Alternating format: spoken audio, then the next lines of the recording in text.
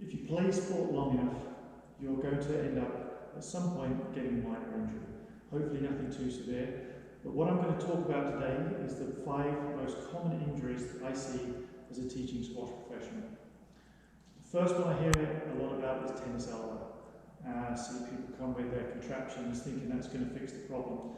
And it could have come from tennis, it could have come from playing platform tennis or playing squash. But once you have tennis elbow, which is basically a hyperextension of the elbow caused by flicking, playing a lot of balls typically behind us, and that causes strain on the tendons in the elbow, which once you get it, it's very painful.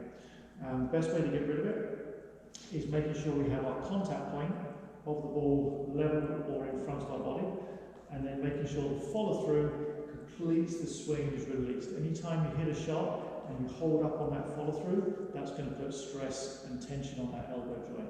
So that's the first thing technically to do. The other things you can do is wear a wristband. By wearing a wristband, that helps the absorption of any shock going up your arm. The other thing you can look at is the racket itself. If you play with a racket that's very flexible and you feel it's vibrating as you hit the shot, you might want to go into a stiffer frame that takes out some of that vibration. I like to use a stiff frame with a Wilson racket here.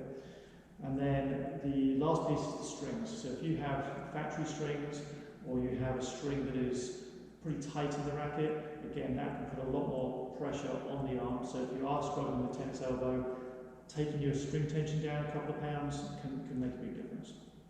So second one I hear a lot about is shoulder injuries, rotator cuffs, shoulder problems. Most of the shoulder injuries I see come from players that swing with a very straight arm. So they start their swing from out here and they swing very straight arm through the ball, often with a firm and hard grip as they're trying to muscle into the shot. By doing that, we're using the slowest joint in the arm to hit the shot, and you won't get as much power, but it also puts a tremendous amount of pressure and strain on that shoulder joint. So to fix this, we have to focus on using our wrist and elbow to make sure we're hitting the ball, not the shoulder. So making sure we've got a V in the elbow here, wrist loaded, so when we're swinging through the shot, it's the elbow and wrist throwing, much the same as throwing a ball, skipping a stone across the water, rather than starting with these arms straight from the shoulder. So that's really the fix for that one. Next one I hear a lot is knee injuries.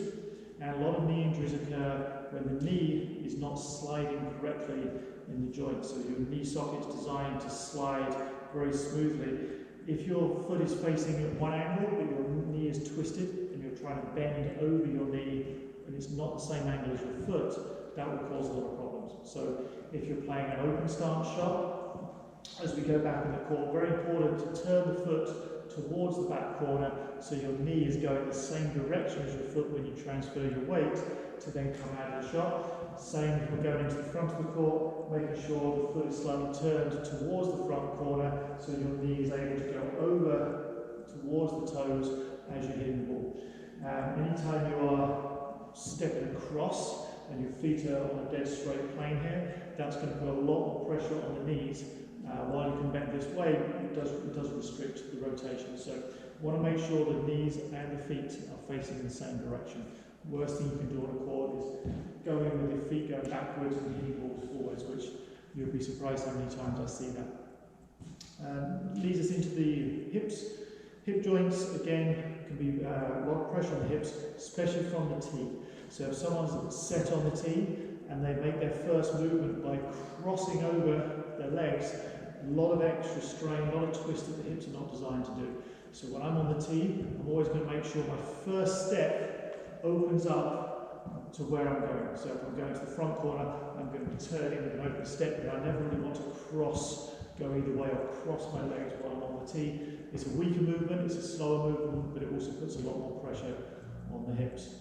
The last one is lower back injuries, and this also connects with the hips. Main reason I see lower back injuries is from players that when they're stepping across, they've done a big step across rather than go square, kind of more like a golf swing where you're in a square position, they do a big step across. And by stepping across, the swing happens to be just from the back because there's no way you can get your hips through. Also bad for the hips, but that will put a lot of strain on the back.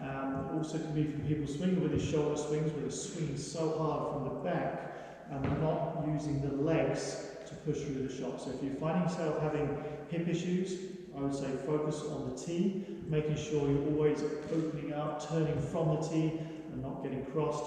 And then when you're hitting the ball, making sure it's the legs that are driving the swing and you're finishing with an imaginary belt buckle facing your target, rather than keeping your hips square and feeling like you're restricting yourself on that follow through. So that'll be my 5 tips of the most common injuries that we see as a teaching professional. Play safe, play hard, don't get injured.